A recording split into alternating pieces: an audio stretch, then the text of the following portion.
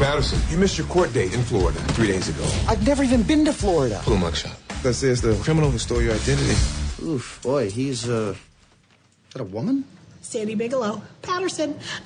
Well, it's February, and statistically, we usually have walked out of a movie before this. Well, it's just funny how we talked about how we weren't going to walk out of movies. We hadn't at all last year. You talked about it.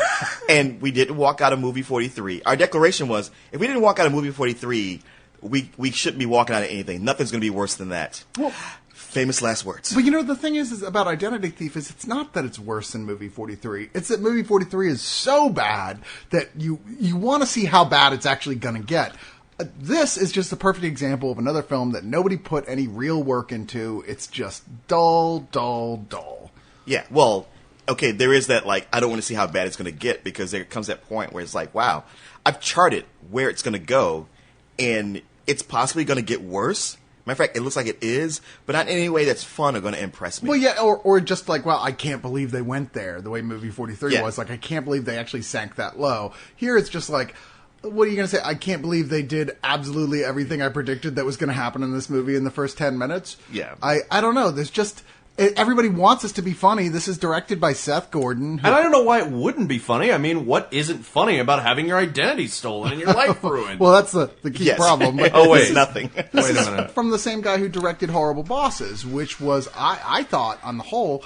pretty good. Pretty damn good. Yeah. That was a great movie. Also, this is the same guy from Horrible Bosses? Well, the same director, anyway. Oh, wow. You know, Seth Gordon, you're like, okay, well, that's...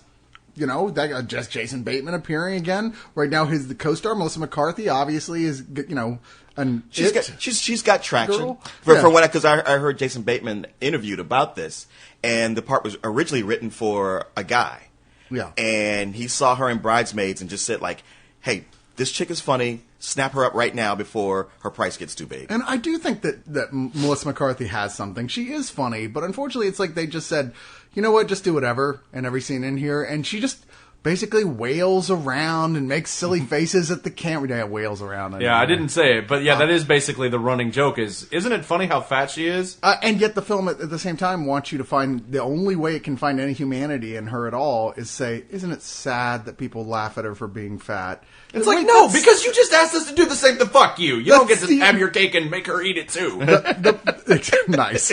The premise here is Jason Bateman is Sandy Bigelow Patterson. Yes, we know it's a girl's name, except for Sandy Koufax. But that's the other running joke of the film. Hey, you got a girl's name? Oh, come on. Yes, with all the unisex names in the world, really, that's the running joke. It's funny the first couple. Did I say funny? Because there's actually nothing funny about this movie. It's not funny. But it's there the first couple times. It's there the first couple times. You notice people saying it. Yeah. And you go, wow, that's a thing. It's the first couple times that you don't go, okay, fucking stop that. But he's got a wife, Amanda Peet, in a I don't even know why I'm here thankless role. 2 kids. He's a nice guy. He's just gotten his chance to move out from his old crappy job he used to have as an accountant for a big company to vice president of a new startup company. I mean, it's literally the first day when it turns out that someone, namely Melissa McCarthy, has figured out a way that's very, very implausible of stealing his identity and charging up thousands and thousands of dollars on credit cards and as well,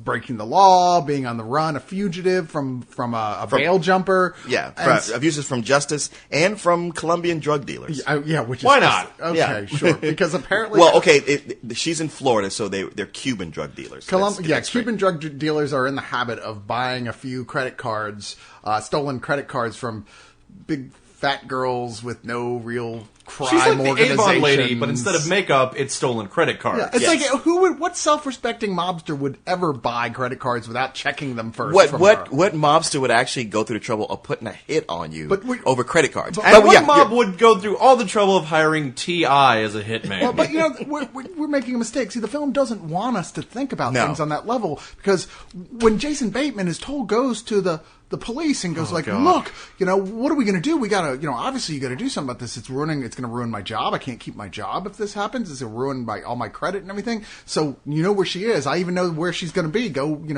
pick her up. And they're like, oh, well, the law doesn't work that way. Yes, it does. This movie will make you hate cops as much as Leon hates cops. We were sitting next to a friend of ours who was a lawyer who started violently shaking during this sequence when the cops are explaining why they can't do anything. Now I feel, because I wanted him here to talk to him about this. No, he says, I asked him, I was like, is any of this even mildly true? He's like, fuck no. The feds would have been involved in 2 seconds. And that's what pisses me off, is they never even mention feds. He's like, well, I can tell you exactly where she's going to be tomorrow. Can you at least call Florida PD and tell them to pick her up? No, we can't do that. What? Fuck you, you can't do that. And the thing is, like, I'm the first one to talk about how lazy cops are and they won't do anything and they're ineffectual. But even I had to go like, this is outside the box. Yeah. This is too much. That's, you know what? I mean, it's a lot of cliches there, but this old chestnut was a little too much. Morris Chestnut in Okay. It's another guy who's just in the film because apparently he had nothing else to do that day. Well, they canceled in V, LA. so what else? Yeah, exactly. So Jason Bateman decides, I'm going to Yes. fly. Oh, I'm sorry. I got to take this. Oh, go ahead. Because they go like, yeah, there's nothing we can do. And his buddy, who convinced him to come work for the company, is like, dude, we got to fire you if your credit is shit. Like, wait, what? Yeah. Yeah. But, however, what if I can go get her to come here and admit everything that the police have already just proven to you, and get her to confess on tape to the police? Then we can get this solved. And the police don't go, that'd be kidnapping. Yeah. They say, sure. Wow, yeah, that would work. Yeah, that'd be totally cool. Are you sure that that policeman isn't somebody who stole the identity of a real policeman? Okay, listen up, screenwriter. I don't mind that you're an idiot, but don't assume that I'm an idiot. That's my biggest problem. Like, the whole time I'm sitting there with both middle fingers in the air going, no, I don't buy this, and the fact that you think I would means that you think I'm an idiot. Okay, so, like, let's, we go, all right, screenwriter, we accept that a lot of people going to see these movies maybe aren't the brightest bulbs in the house. Not looking for They're reality. Not looking for reality. They just want an easy escape. Okay. I still insist that this is, no matter what case we're talking about, this is too implausible to buy into. But let's say we do. Yeah. And Jason Bateman goes down to Florida to find Melissa McCarthy and try and basically abduct her and bring her back up, right? So you would think there has to be some extenuating circumstances for this to be a buddy road trip movie. Sure, because they can't fly back, so yeah, it turns into a road trip. Yeah, like something like Midnight Run, where they don't get along at first, but eventually they find a connection because it turns out like they have more in common than they thought. Right. Except none of that is actually true. She is a horrible, horrible person in every way, shape, and form. Can I just throw out one more enormous plot hole here? The reason they have to drive instead of fly is because Melissa McCarthy goes, oh, but wait, both of our IDs say Sandy Bigelow Patterson. Homeland Security's not going to like that. After he throws a bucket of IDs on the floor for her that have 1,000 different names, Right. it's like, oh shit, there's nothing we can do. Are you kidding me? Are you not watching the movie? Because you're forcing me to. I get there's so many moments like that. You're just like, I can't even bring myself to get upset about that because of all the stuff that was even worse that already happened before.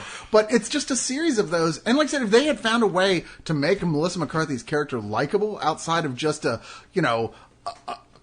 flummoxed dumbass who like punches everybody in the throat and then kicks them in the balls and falls on the floor like a turtle that can't get up off its back every once in a while and constantly has fat jokes made at her expense.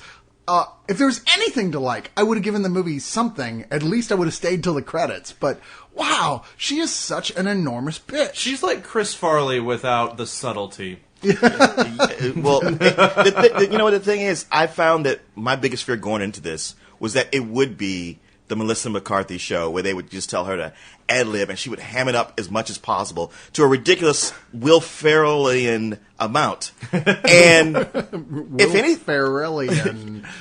anything, I felt like she was held back because there was just nothing there.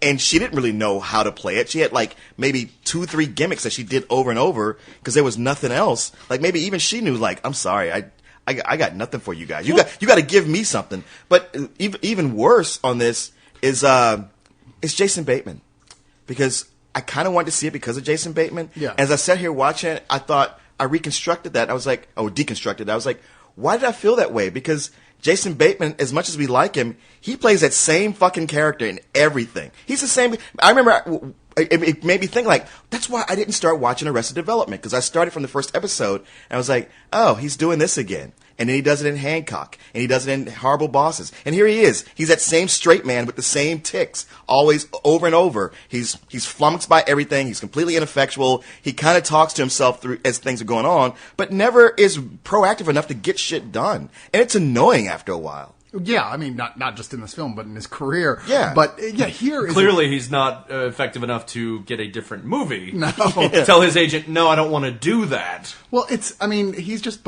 maybe he's just tired of becoming... Like, he doesn't want to become obscure again. He's like, shit, I went through 20 years Oh, of that. absolutely. I do not want to fall back into that. I will do whatever you guys tell me is best for my career. And I'm telling you, Jason Bateman, the best thing for your career is stop playing these fucking roles. Try and stretch out. Do something different. You are funny. You are likable. Yeah. Teen Wolf 3? He actually credits that with killing his career. And it was his dad who produced it. Well, it's just the second one, though, wasn't it? Yeah, Teen Wolf 2, yeah. But, I mean, at this point, this is the worst possible example. This is just tired writing. It's him playing that role where he's supposed to be playing a smart guy, and yet he's a blithering idiot. He does things no human being would ever do. He reacts in ways no one would ever react in order to keep up that stoic Jason Bateman-ish type character we've seen so many times before. I mean, really... I would have brought a stun gun along at the very least. And absolutely. Hey, if the cop said I can kidnap her, fuck her. I'm going to stun her, hog tie her, throw her in the back of the car, and drive back. Well, why do we go through all this other stuff? I would have stunned and let the drug dealers kill her. Well, then you're going to have a year of dealing with all your shit, according to the movie's logic. This is true. And at one point in the film, she's in a car that flips. And there was a part of me, and that part was all of me, that was hoping she had died. Yeah, This is our main character. I leaned over to Leon and was like, God, I hope she's dead. And he's like, fuck, I hope she's like liquefied. Because otherwise she'll just form back together like Robert Patrick, who is also in the van. Yeah, Robert Patrick, who has a minor role as a bounty hunter who's sent out after her as well. There's a lot of actually decent people that I normally love to see who have those type of roles. Jon Favreau has a small role in here that's thankless. Small role? That guy's fucking huge. Well, yeah, he's like 400 pounds.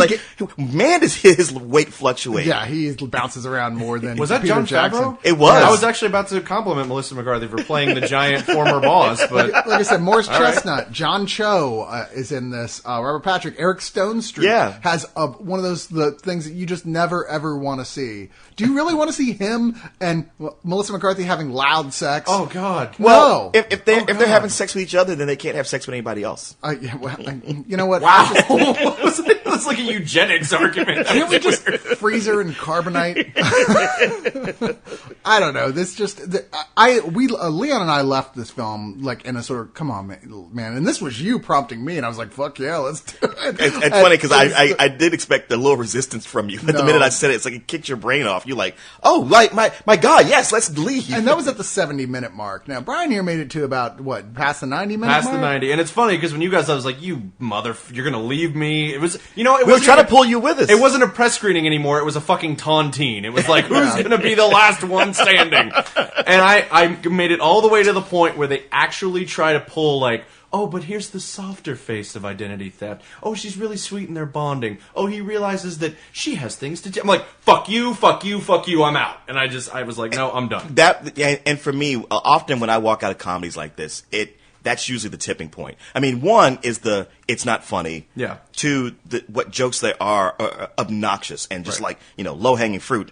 But the third element, the one that pushes it over, is when they take a character who's a complete reprobate and a sociopath, and they try to go like, oh, but they have this sweet side. But they like kids. Oh, but they're willing to do a good thing. They have a good heart inside. Yeah, there's a sequence in here where she's crying, and that's the first time you're supposed to see a human side of her. Crying over bullshit, quite frankly. Yes.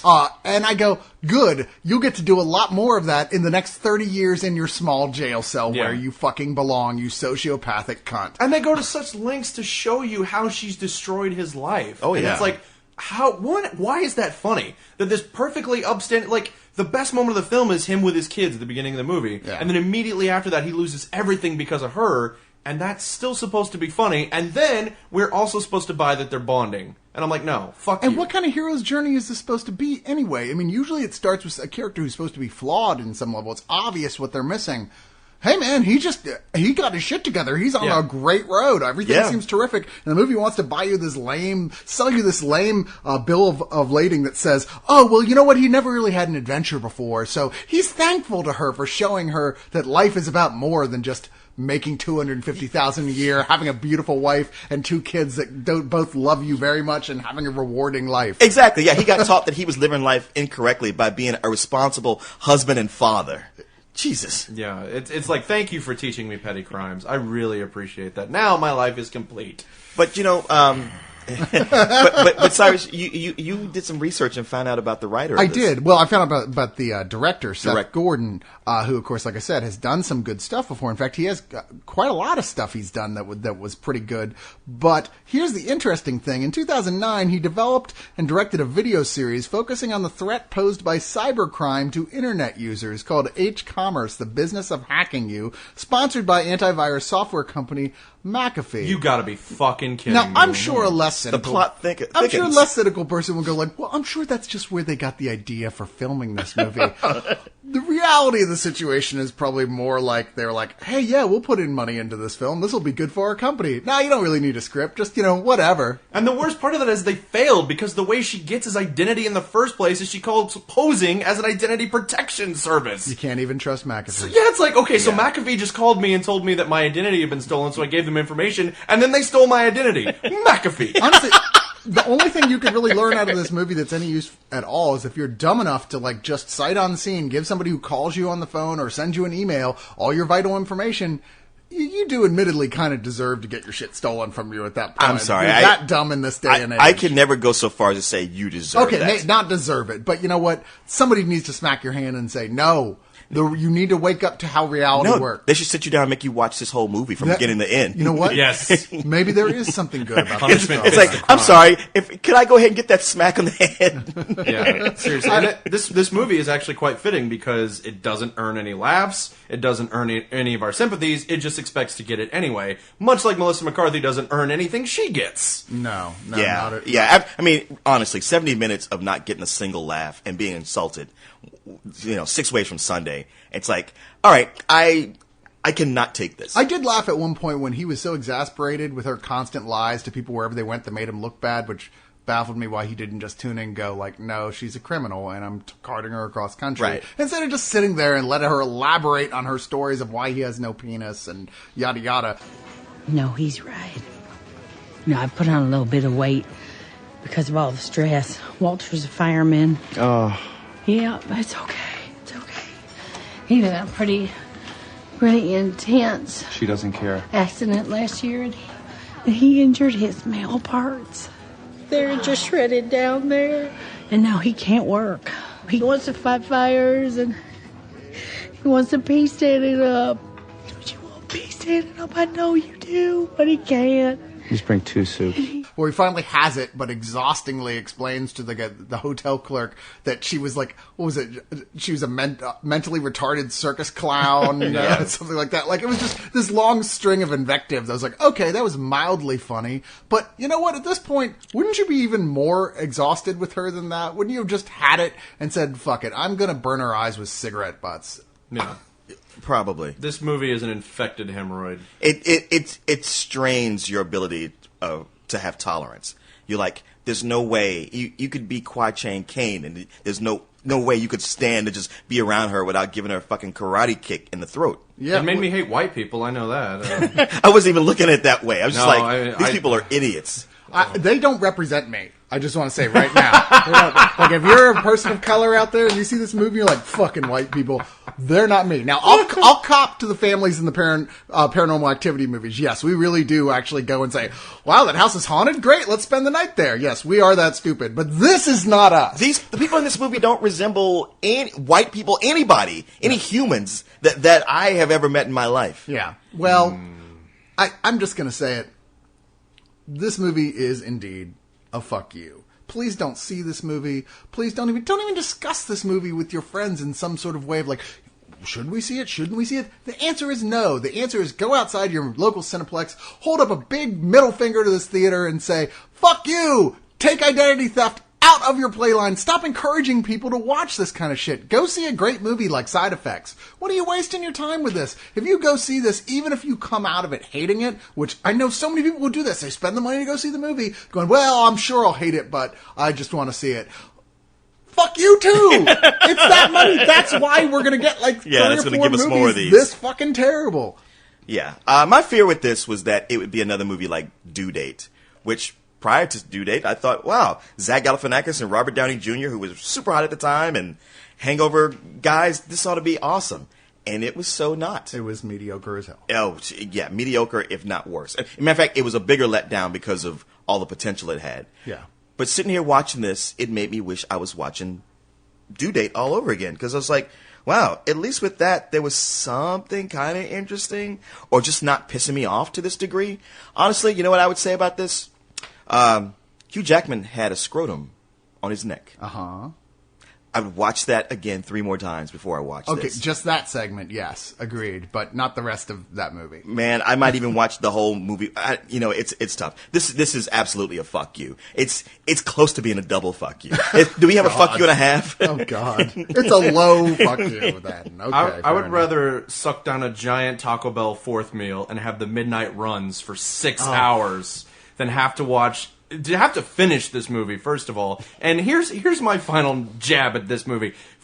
For a film that thinks crime is so hilarious and how people getting ripped off is so hilarious, I really hope it gets pirated all to shit. And I want to see how funny they fucking think that is. Fuck you, Identity Thief. Yeah, you're absolutely right, though. It's like the film tries to sell you the conceit that isn't this hysterical, the way this woman is ripping off this guy? Yeah. I mean, scene after scene, it's like, that's so funny, the way she stole all this stuff from him. Wow, it really is not even mildly amusing in any way. Not even a little bit. It's scary, yeah, but if you wanted to make a film to scare us about identity thievery, why don't you actually make that film, which you could? There's plenty of examples of real identity theft that are pretty frightening. You don't make this shitty fucking, like, if anything, this makes you feel like you care less about it. Like, oh, that doesn't really happen. It's the ultimate flag that Hollywood is completely detached from the average person. Yeah. Like, if this happened to any of these people, obviously they would have a team of lawyers to go after whoever ripped off their identity and everything would be fine. So they think middle America is going to find it funny when the average person gets robbed. Like, no, you've completely lost touch. Crawl up your own ass and die. Always end on a joke. I don't know what to say after that. You're like, crawl up your own ass and die. Jason Bateman, crawl up your own ass and die. Melissa McCarthy, crawl up your own ass and die. There's plenty of room. Oh! You got hit by a car. Are you even human? Trick is to just relax your legs. Read it on WikiHow. How about some music? My milkshake wings all about. There walks 500 miles. Dude, I can hit the. Now, ooh, Barracuda. You okay?